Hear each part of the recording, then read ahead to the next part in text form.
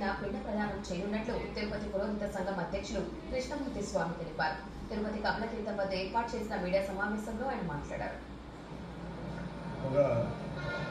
ఈ మధ్యలో గుజరాత్లోని అహ్మదాబాద్లో జరిగిన ఘోర విమాన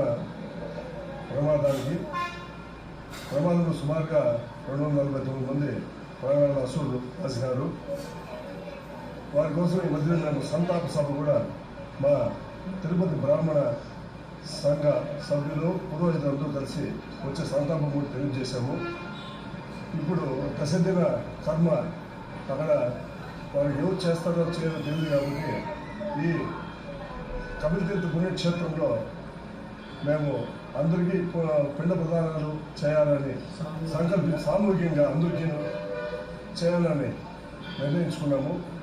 కాబట్టి తిరుపతిలో ఉండే ప్రముఖులు, పురోహితులు, అన్ని బ్రాహ్మణ సంఘాల వారు అందరూ కలిసి ఈ కార్యక్రమాన్ని జయప్రదం చేయాలని, అది 23వ తారీఖు సోమవారము 11 గంటల నుండి 12 గంటల లోపల వారికి దశదిన కర్మలు చేసి మధ్యాహ్నంగా వారి పేరులో అన్నదాన కార్యక్రమాలు చేయాలని సంకల్పించుకున్నాము.